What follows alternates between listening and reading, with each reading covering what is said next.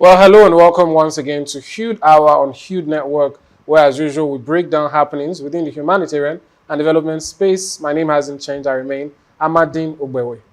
And I am Joan Eze. You're welcome. Hi, Amadine.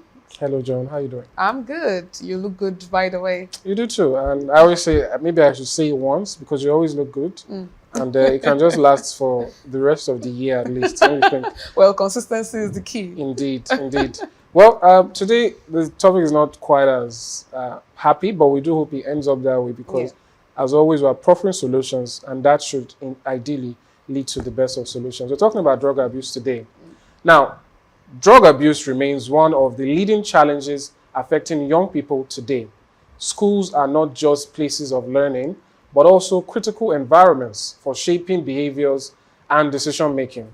So, how can school-based programs help in preventing substance abuse amongst the youth?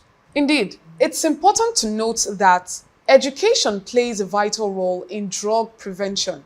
Interactive school programs, peer-led initiatives, and early intervention strategies can empower students with the knowledge and skills to make informed choices. Research shows that students who receive drug education are significantly less likely to experiment with substances. Well, in today's episode, we'll explore how schools can implement effective drug prevention programs, highlight success stories, and examine the role of teachers, parents, and communities in keeping students safe. Now let's take a look at the headlines. On the first one here, we have Kentucky awards $12 million in grants to 51 organizations for opioid abatement. In other news, drug abuse in schools. We have NAFDAC launches Catch Them Young initiative. Well, that's headlines. We'll delve into more after the break. Stay with us.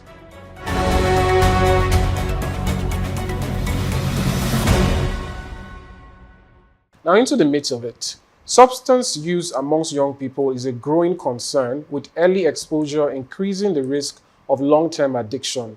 The teenage brain is still developing and particularly vulnerable to substance use. Research shows that the earlier substance use begins, the higher the likelihood of developing a substance use disorder.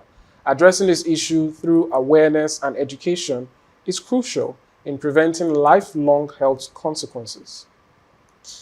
Tobacco remains one of the most serious threats to adolescent health.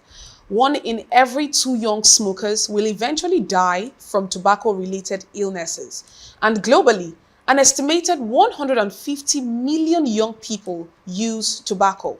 The majority of tobacco users start during adolescence, making early intervention key. Social media and digital campaigns can play a vital role in discouraging youth from picking up the habits and promoting healthier lifestyles. Now we have that alcohol and drug use among young people also pose significant risk in low and middle income countries. 14% of adolescent girls and 18% of boys aged 13 to 15 use alcohol, contributing to injuries, violence, and premature deaths. Cannabis, the most commonly used illicit substance amongst youths, has been linked to academic struggles and even IQ decline with heavy use. Digital advocacy, entertainment, and pop culture can be leveraged to educate young people on these risks, making prevention efforts more engaging and impactful. We'll dive deeper into the strategies after this break. Don't go anywhere.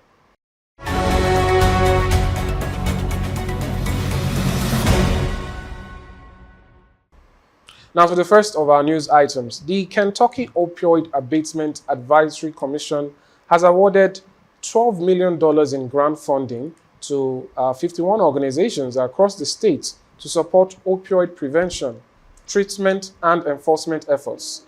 Attorney General Russell Coleman announced the grants are part of Kentucky's $900 million opioid settlement fund aimed at addressing the devastating impact of addiction. Coleman emphasized that the funds represent lives lost to the crisis and must be used responsibly to create meaningful change.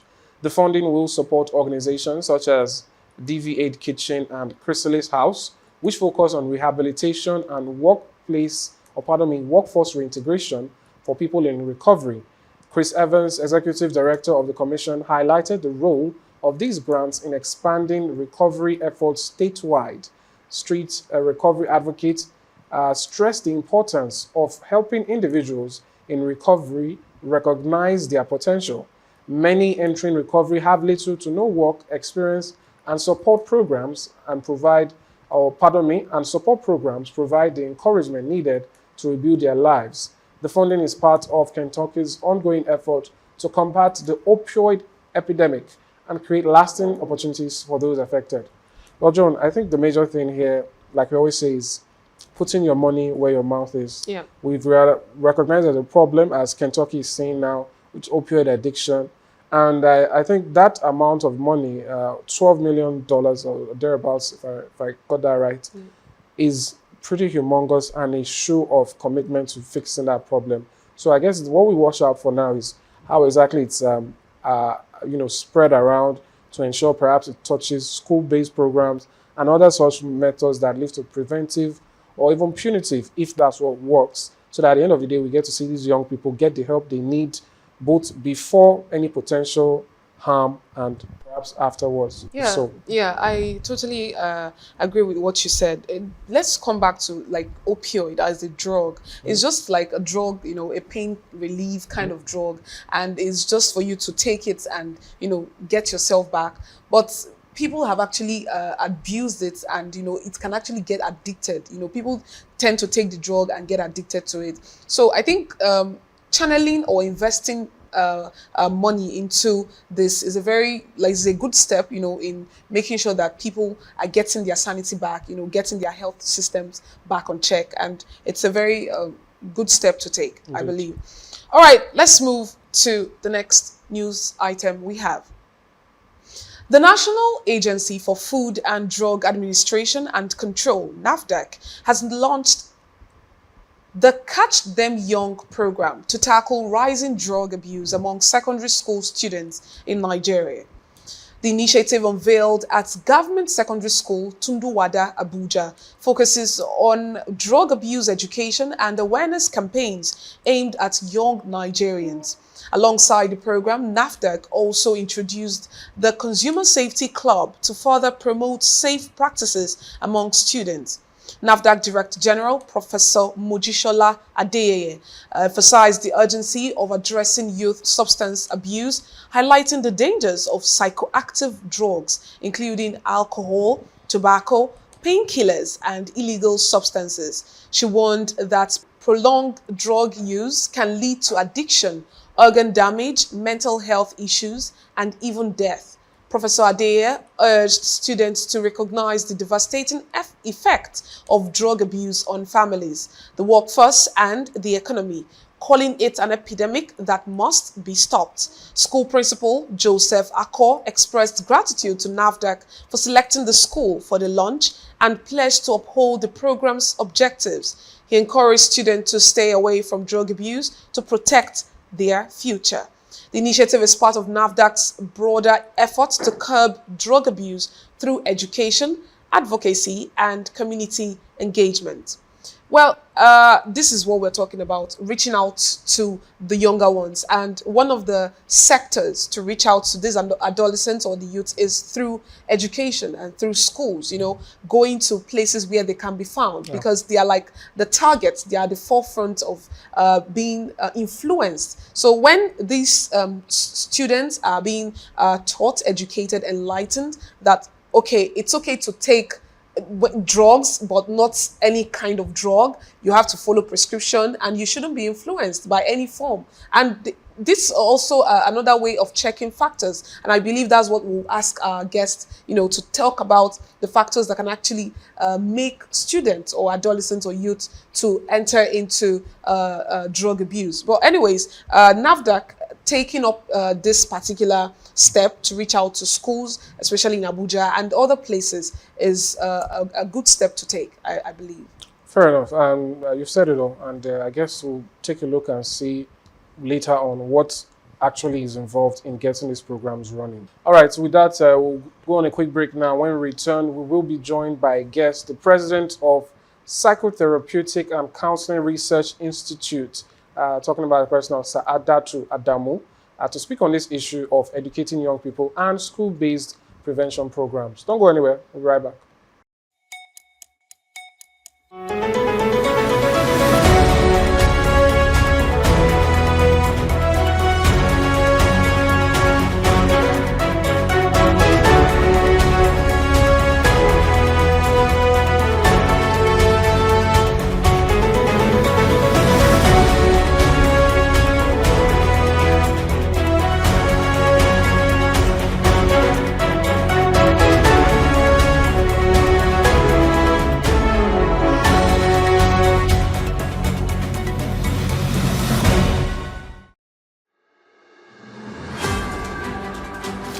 Every day, amazing stories of hope and tenacity unfold across the globe.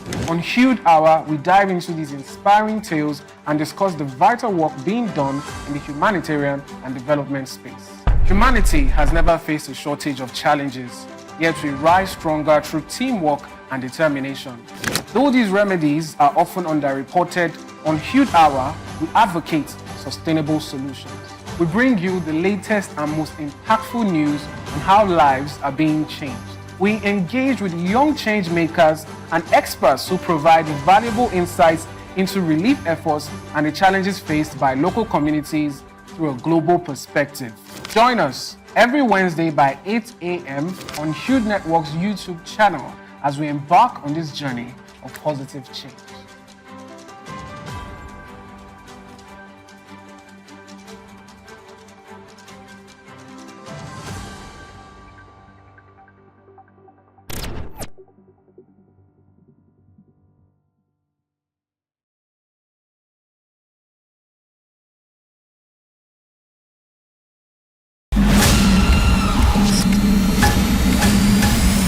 Hey everyone, let's face it, our world today experiences numerous challenges. And guess what? Our community isn't off the hook either. Most of the world issues are either not talked about enough or never talked about at all.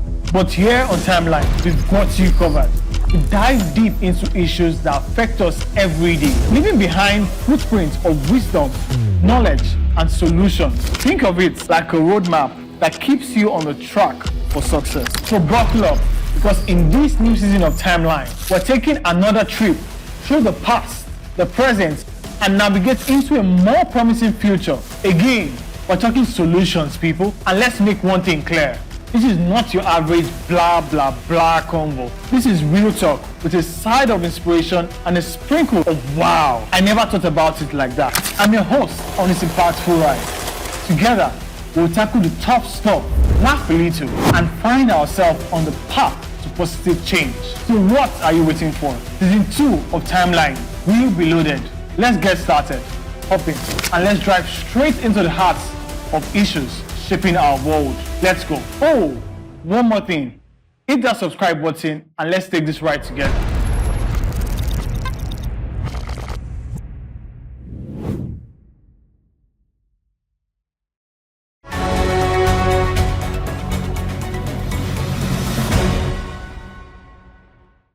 Welcome back. Like I said before the break, we've been joined now right here in the studio by President of the Psychotherapeutic and Counseling Research Institute, Saadatu Adamu. Welcome back. Thank you for having me. It's good Thank to have you. you. Good to have you. All right, let's start with the scope of the problem before we delve into solutions. How prevalent would you say the issue of drug abuse is amongst the youths? It is really on the high side. I mean, you can see that communities are struggling with people, using drugs. You can see that schools are already, creating programs around drug use. So it's really high. I mean, globally, it is high. All right, let's talk about programs, preventive programs that are in the school. How effective are school-based preventive programs, like in curbing drug abuse? How is it effective? I think if we talk about programs, we must also understand why these things happen. Because if we don't understand it, then if we develop a program, we won't know what to have in, the programs. So I feel like it is prevalent because there are certain factors, that get children to start dealing with drug use, either dysfunctional family, peer pressure, just general trauma and so many other things. So it's important to know that if you're designing a program, a school program, you must also think about the factors so that you know that you have a holistic program. And then you can't design a program without having the schools being involved, without having the parents being involved. So it has to be a structured and consistent program that will run. Now, not just having a program, but you also know that you also need the policymakers. Because if you just have a program and it's running and, government is not seeing anything, the stakeholders are not talking about it, the school is not even consistent. I mean, the curriculum is not really checked and looked at and probably changes are being made, then it'll be difficult to have any program that will really support, the children. So I feel like consistency and having the right factors to develop a proper structure will really help. All right, just to put it in perspective, in a hypothetical scenario, let's say we're starting from ground zero. How would that process look like, and the different steps and the things to consider, so that, because the question really is about the effectiveness of this. So how would that look, hypothetically speaking, as though we're about to begin such a program now? So you need to ask a few questions. Why are these people really using drugs? Why is drug the number one thing that they run to? All right, that's the first question you ask. The second question you ask is, are these things readily available? Where are those places that they easily get them? That's the second thing to ask. The third thing to ask again is maybe the little things around them, social media, all of the experiences that they encounter. Could it also be a factor? You put that into consideration. And then you also put, the major setting of the school. Could that also be another consideration? Because we have schools now that, you just hear that students just clock in and clock out. So it means that there's no proper, like a clocking in, structured arrangement where a student is in school or not. So there are basic things you have to look out for. Then you also have to know that you can't get into any school without working with the teachers. You can't get into any school without working with the counselors. So it means that everybody is a part of this. You can't also get into the schools without having conversations with their parents. Because, whatever you do in the school, and then the child still goes back to that dysfunctional setting, or he goes back to that, space where he's always emotionally battered or traumatized, then you know that you won't be doing anything. So no matter what you put in place, it might not work. So it means that you have to just start, like you said, from a particular stage, which is asking questions, and then looking for the right people to really sit and develop that structure with, and then come up with a consistent structure. Everybody is a part of it, including the students, because they will now be the ones that will lead the program. So it means that you train them, you train the counselors, you train the teachers, you just have everybody involved, including their parents, so that whatever you have on ground, you are sure that it's working from different angles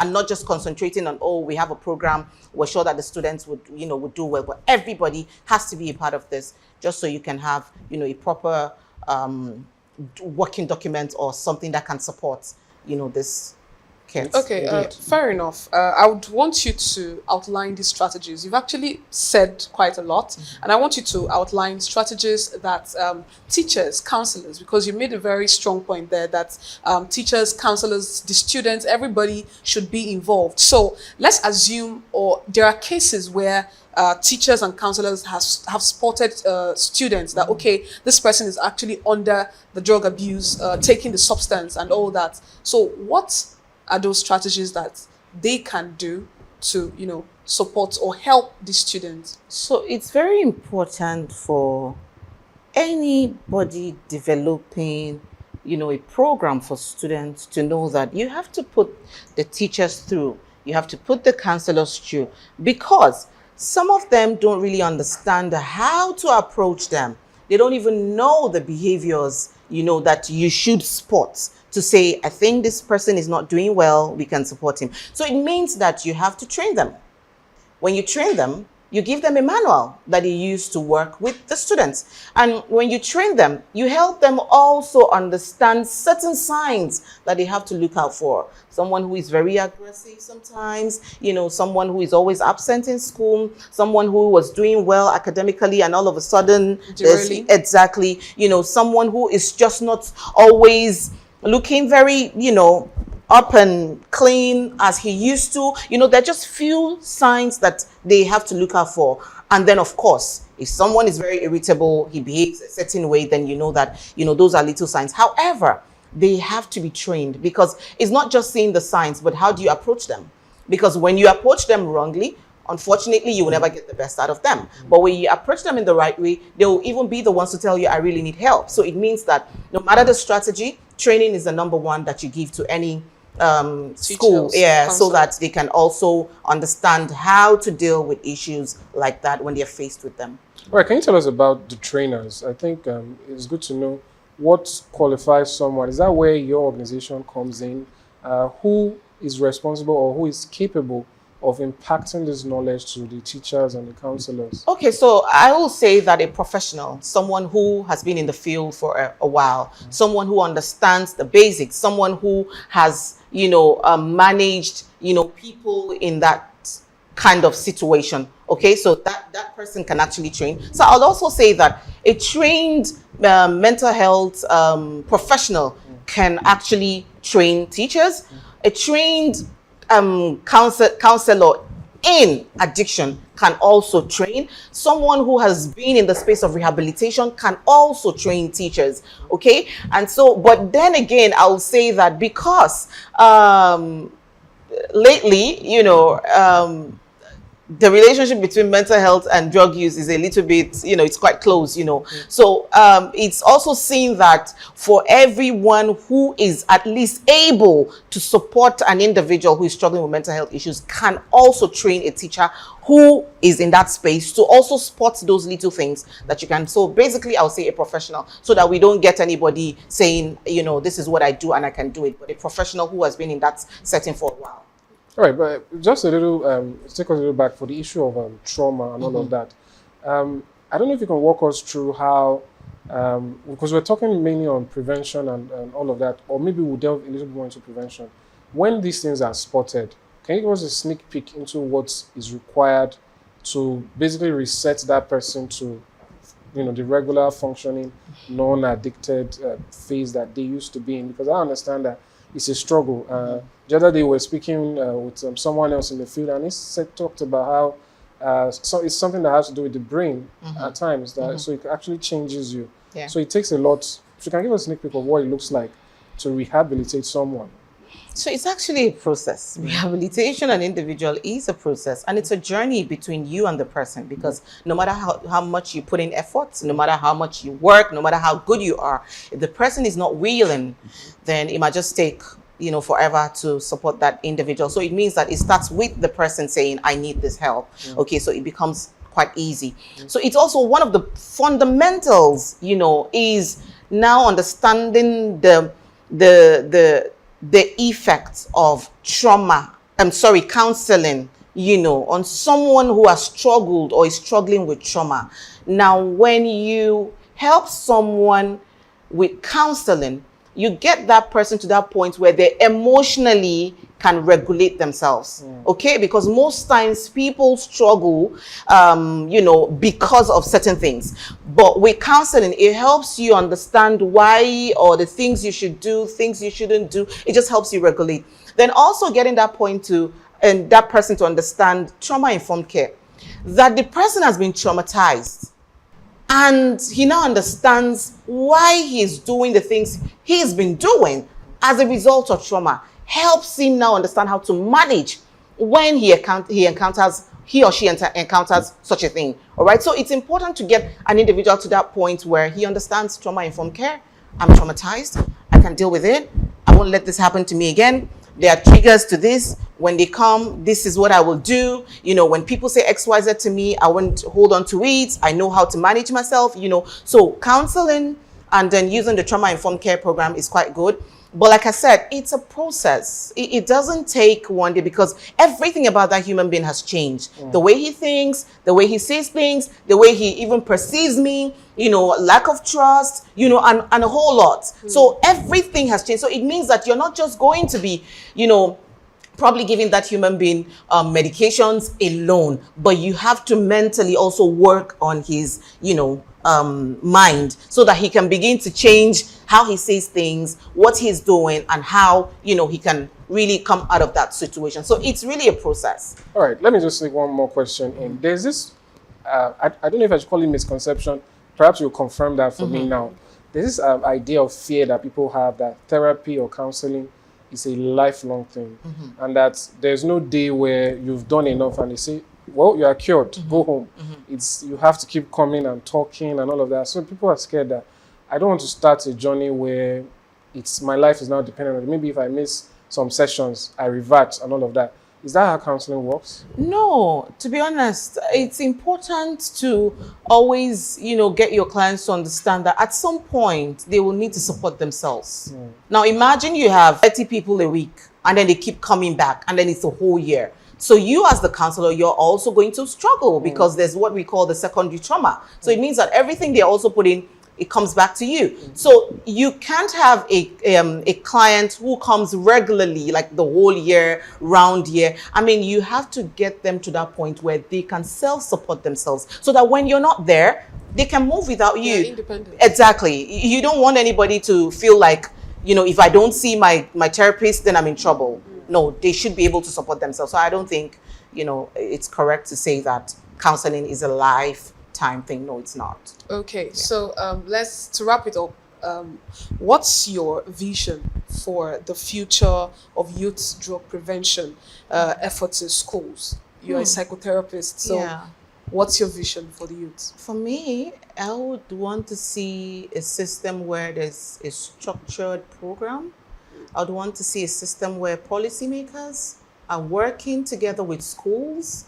I would want to see a structure where we have the parents, the teachers, the counselors working together, you know, and hopefully, you know, I'd want to see a community where drug is not sold on the road and, you know, it's just that pathway to the school. You know, that's what I want to see. So I just hope that, you know, if stakeholders, policymakers, you know, the parents, teachers, counselors sit together on a round table, I'm sure we can have something good for the schools. Thank you so much. Thank you so much. It's been a pleasure and an enlightening one. Yeah. It's good to have you on this advocacy journey. Thank you. Thank you for having me. Thank you. Yes. All right, that's all we'll take now for this segment, where we have been speaking with Sir Adatu Adamu, the president of Psychotherapeutic and Counseling Research Institute, on the matter of educating youth about drug abuse, school-based prevention. All right, now we'll go on a quick break. When we return, we'll be joined by a guest, our second guest now. She is Daniela Amabite. She is the director, ECOWAS and UN SDGs at the West African Law Students Association. We'll be right back. Stay with us.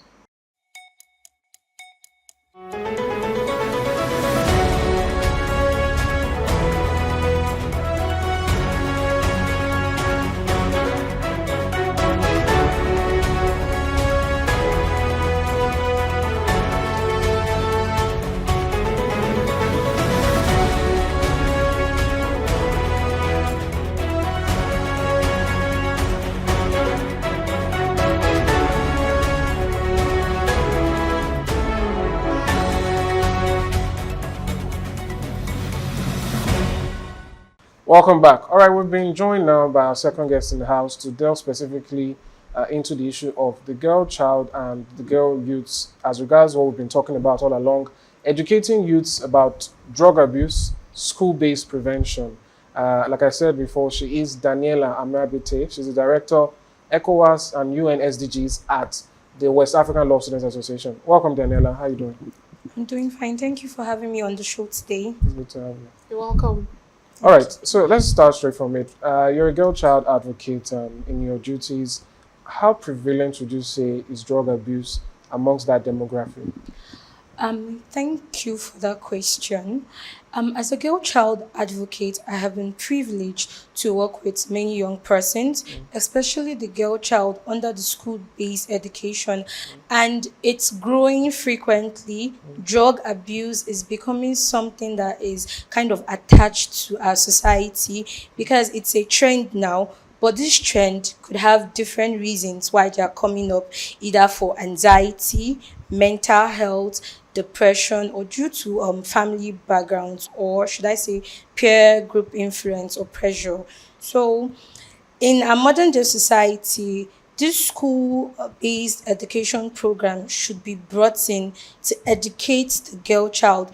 Like the federal government should also help with the school academic curriculum, where we have these agencies that are based off for drugs, like we have the National Drug Law Enforcement agencies. If they could come to schools where youths are, especially because this drug abuse, you would not find it within the older people, it's more with the younger ones, even the girl child, even the male child. We are all together, no discrimination. So if these policies could be set out to advocate, to educate them, I think it will go a long way.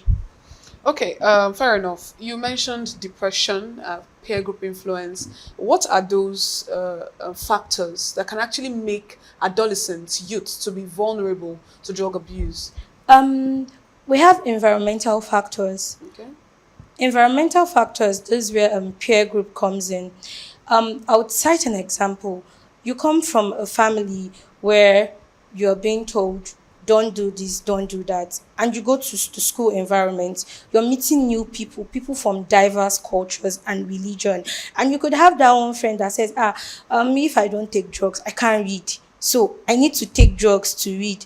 I need to take drugs to stay awake. My body is paining me. Just take drugs. And you know, drug abuse is not even about cocaine. Drug abuse is the excessive intake of drugs. Sometimes some people take drugs because I just want to take it to relax, and that is abusing it without the doctor's prescriptions. So I think when we talk about peer group influence, the kind of friends youth or teenagers keep would influence them to want to feel among and go with the Gen Z flow. So, Gen Z flow. That's Yeah. interesting. But let's I guess we can say let's not quote unquote demonize any age group here because it goes either way. But that being said, you mentioned the NDLEA. yeah. Interestingly, these programs exist all over the world. Even one of our news items talks about donation of or funding worth millions of dollars just for school-based programs. So my question now is, how effective do you think these programs are? And to combine it with the next question is, what role do parents, teachers, and all stakeholders play in all of this? Okay. Talking about the NDLEA, they have an act which was formed in 1989 by the federal government. Their primary purpose is to enforce and keep track record of drugs trafficking. And I would say, for example, in my school environment, we always see these officers. They come to school and they check up on students to know if you are on drugs. But there's also an issue with that because corruption is also in it. And an officer could probably stop you on the way and find you with drugs. And once you give money, that's the end. There is no implementation of anything. But for programs, personally, I myself, I have not seen programs for this effect. And I think the federal government should do more in advocating for it. Yeah. Okay. Well, NAFDAC is actually on that already. Yeah. But I guess that's just one of possibly many. Yeah. Family plays a major role before you could go to school. Because before you go to the university environment, you're brought up somewhere. So parents play a bigger role. When you have a personal and a healthy relationship with your child, you could be able to talk to them, to advise them on what to do. Then moving to the school environment. The school environment is a community where students of different backgrounds again come together and they spend most of their time there. So if the schools could come up with programs to educate their students and probably make enforcement of laws that prohibit drug abuse. Let's say there's a law that says if you're caught with drugs, you'll be going back home. No child will want to return home to his or her parents without finishing the primary purpose of why he or she is currently in school. So the school and parents, the teachers, the lecturers, they would help in playing a major role by advising, educating, forming clubs and organizations that would implement these rules and move it forward. Okay, fair enough, Daniela. I want you to kindly tell us, are there success stories of programs that have actually come on board that to educate the girl child? And also my second question, because we're trying to wrap it up, from standing from the legal point, what are the responsibilities of schools in preventing drug abuse among students? Thank you for that wonderful question. There's this education, land health control. Okay. When I was in my 200 level in the university, they visited our school and they are free. They talk to you, advise you, and they give free consultations. I'm a participant to that because after I lost my mom, I was really, really traumatized. And I think I attempted committing suicide one or twice, but it didn't work. And when this organization visited my school, I collected their numbers and I began talking with them. And I was really, really advised. I was brought out of trauma because we also said trauma and anxiety could put these younger people in the place of having drug abuse. So I think Land Health is a successful program that has really helped, and I would recommend them to anyone, youths that are battling with depression and drug abuse. And coming from the legal point of view, for schools are meant to implement these laws. Currently, there's an act called the Dangerous Drug Act, which was implemented in 1935 by the federal government, and they are also charged with the responsibility for sales, distribution of drugs, because you have some pharmacies in school that are not being licensed that go on to give drugs. This act should also, the school should collaborate with these agencies to come together. All those pharmaceutical stores, those pharmacies that are not registered or licensed should be closed, so they know what they give to students. Because you could just walk into a shop and you're buying what you don't know and you're going to consume it. So that's from the legal point of view. Yeah, I think that was where I was going to end. Maybe that's how we round up this segment. What about on the part of the schools? I say this because sometimes we hear stories of how a parent sent a child to school, child comes back not alive or injured or maimed. As regards drugs, what's the legal condition here? And then if you can end it with your final thoughts, just so we round up. Okay. From the school, what affects the school environment more is poor health facilities. When these facilities are not put in place, you could take a student to the hospital and they don't even have anything. A child could be on fever or it's throwing up. The only thing they have there is paracetamol. They'll tell you, go out, the school clinic is not functioning. Before you know, you just hear that so person has passed away. So the federal government should also work on the school health facilities to enable students visit more, because if you check for school fees payment, health is part of it. You pay for it, but you're paying for a service that you do not enjoy at all. So the federal government should put in more energy in facilitating these hospitals in school, and I think it will do better. And my final word is that youths should stay away from drug. It's not going to help. It's not going to make us achieve our goal and our future promises that we have. Drug is a killer of destiny, and as youths we should strive to make our destiny. So that's my final word. Thank you Thank you so very much. much. I'd go as far as saying abuse of drugs is the killer of destiny. Because Yeah. if used properly, it can save lives. Thank you so much, Thank Daniela, you. for coming. Thank you so much. Daniela. All right, that's how we end this segment of the program. Up next, or before we go to the next segment, we have still been talking on the issue of drug abuse control broadly, and specifically educating youths about drug abuse school-based prevention programs. Now we'll go on a quick break. When we return, we'll be joined by Paul Oladipupo for Verified Voices. Don't go anywhere. We'll be right back.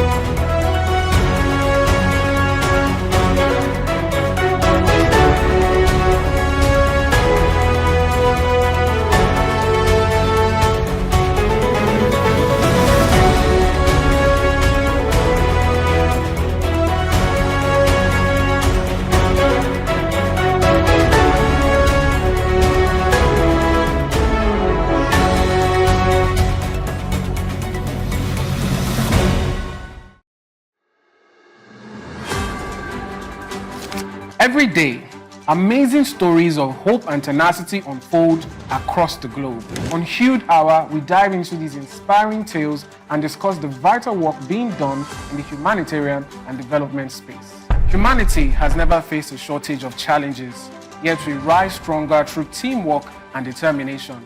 Though these remedies are often underreported, on Hude Hour, we advocate sustainable solutions.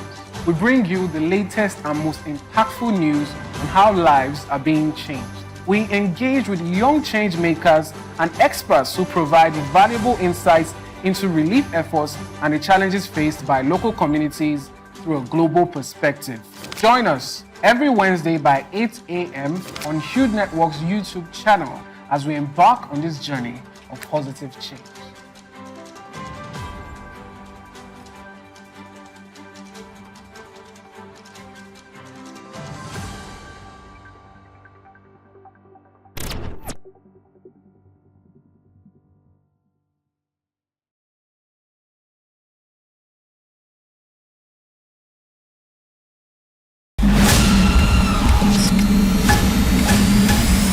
Hey everyone, let's face it, our world today experiences numerous challenges.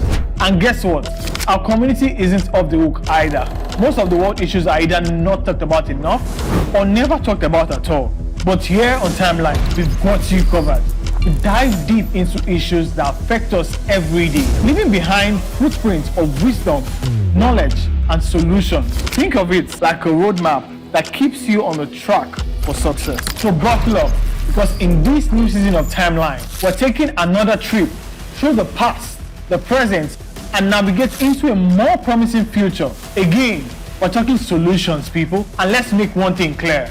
This is not your average blah blah blah convo. This is real talk with a side of inspiration and a sprinkle of wow. I never thought about it like that. I'm your host on this impactful ride. Together, we'll tackle the tough stuff, laugh a little, and find ourselves on the path to positive change. So what are you waiting for? Season 2 of Timeline will be loaded. Let's get started.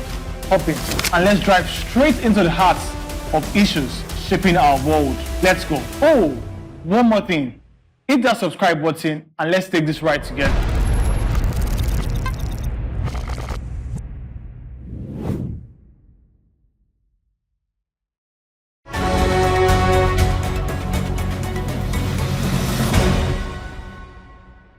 Welcome back. We'll be breaking down what some of the key stakeholders are saying as regards this issue of school-based programs for prevention of drug abuse. Hello, Paul.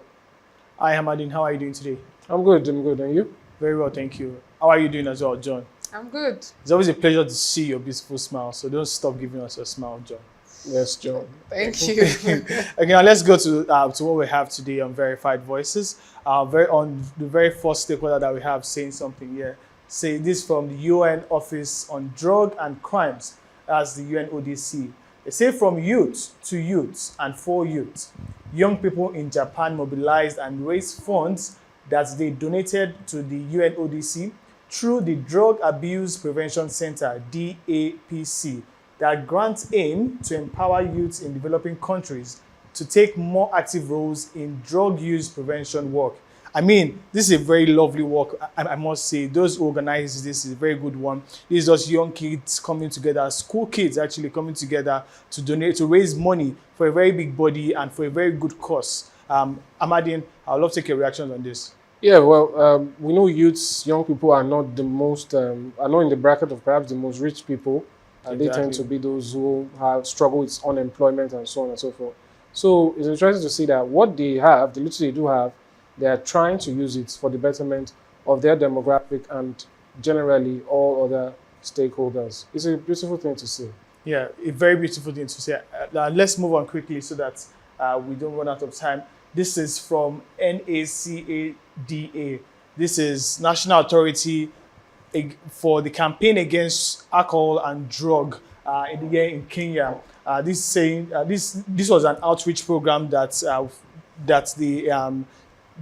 happened there in Kenya, and there they were empowering youths. And the major takeaway here was that the first was that prevention starts with understanding the damage of drug use. That's we also have equip yourself with tools to make smart and also healthy decisions. And finally, teachers and students can lead by example for a better community. You know, earlier on, you talked about how the program should start from the school, and from the school it should be taken down to the community. And this is what they are saying here as well. It's important for, if we are to educate the community, the very first place we should start from is the school, because that's actually the only place for formal education in the community. So if you have that in the school, they'll be able to transcend from the school into the communities. Joan, your thoughts on this? I think what's really captured my mind there is the fact that they went to St. Joseph Bozia Girls Secondary School, and it is something that is very important because it's not gender biased. Both the male and female can actually abuse drugs. So also going to the girls' school is very paramount. I feel it's a very good step that they've taken over there. Exactly, it's no doubt a very good step. And let's take a few more tweets before we wrap things up. This is from a Twitter user with the name Ify. It says, there's a drug pandemic in Nigeria. Stay away from drug, kids. Talk to your younger ones, and not just youth, but our men and women. I've met married women who abuse substance while their husbands are ignorant. This is not an attack on anybody, but use your head. That's what Ify there is saying. And I mean, like, drug today is something that is changing the community. Just yesterday, I saw a video online where there was someone driving and then was stopped by the police, and they asked him, where are you coming from? He said he's coming from home, and he kept saying things that really don't connect and things like that. It went on and on and on and like. And I love what Ify said here, stating that it's not just men, it's also women as well, and also not just the youths as well, also married men and also married women are also on board on this and are using drugs actively. I'm adding your thoughts. Yeah, this is just someone showing, you know, that some of the things they've seen have led them to this conclusion. And I think sometimes anecdotal reports like this are also important, even when we also take a look at the actual numbers. So I think it's interesting, and I think that the key advice there is that kids don't do drugs and don't abuse drugs, and that's what I think anyone can make sense of there. Okay, we'll move on now to the last tweet of the day. This is from another Twitter user. It says, this is Martin here. It says that drug use has destroyed our society. I've witnessed the fights that nearly resulted in deaths today, and occasionally it's the same case everywhere. What is happening to our youth? Hashtag say no to drug abuse. Hashtag say no to drugs. Hashtag say yes to drug addiction. I think this has to be a no, not yes, right there. This is from Martins there, saying that it's time that we say no to drug addiction, say no to drug abuse, and even to the use of hard drugs. I mean, it's a pandemic, just like Ify said. It is everywhere, and it's like wildfire burning everywhere that we go. Joan, your thoughts on this? I mean, it does not, drug abuse does not really have effect on the person who is abusing it, but it also have effect on the society. I think that's what that tweet is all about. The fact that it affects you as a person doesn't mean you are alone. other people around, your family, your friends, and a lot of people are watching you, and especially the younger ones. I mean, Amade, a lot of people coming up, seeing the uncles, young uncles, aunties, you know, doing a lot of stuffs, and they will be like, okay, maybe this is the way to life, and they'll join the queue, and we have more minutes in the society. So say no, and the final one, still say no to drug addiction. That's where I stand. It's from youth to youth and for youth, and it's important for us all to note that drug abuse is not good in the environment, and it all starts with you. Ensure that you educate someone today about drug abuse and also the misuse of drug, and that's all we will take today on Verified Voice. My name is Paul Olatuko. Thank you very much, Amadine. Over to you. Bye, Paul. Thanks for joining us Paul. once again. Well, that's how we end the program for today. We've been talking on the issue of educating people and youths on drug abuse and school-based programs, prevention programs to be specific. Do join us once again next time, every Wednesday, 8 a.m. We bring to you issues within the humanitarian and development space. Have a nice day. Bye for now.